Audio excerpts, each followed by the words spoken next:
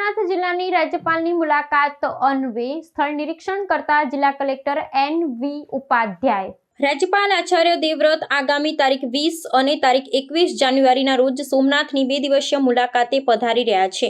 રાજ્યપાલની ગીર સોમનાથ જિલ્લાની મુલાકાત અન્વયે આજે સાંજે જિલ્લા કલેક્ટર એન.વી. ઉપાધ્યાયે ઉમરેઠી ખાતે રાજ્યપાલના વિવિધ કાર્યક્રમ સંદર્ભે સ્થળ નિરીક્ષણ કરી આયોજનની સમીક્ષા કરી હતી। કલેક્ટરે ઉમરેઠી પ્રાથમિક શાળા અને ઉમરેઠી આહિર સમાધિવાડી, મોડલ ફાર્મ, વૃક્ષારોપણ સહિતના સ્થળોની મુલાકાત લીધી હતી।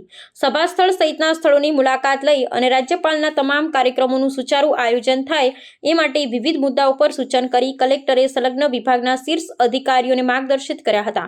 કલેક્ટરની આ મુલાકાત દરમિયાન નિવાસી અધિક કલેક્ટર રાજેશ આલ સહિત ઇન્ચાર્જ જિલ્લા વિકાસ અધિકારી અને જિલ્લા ગ્રામ વિકાસ એજન્સીના નિયામક યોગેશ જોશી, પ્રાંત અધિકારી વિનોદ જોશી, આત્માના પ્રોજેક્ટ ડાયરેક્ટર પુષ્પકાંત સ્વર્ણકાર અને ખેતીવાડી, બાગાયત, માર્ગ અને મકાન સહિત વિવિધ વિભાગના ઉચ્ચ અધિકારીઓ જોડાયા હતા।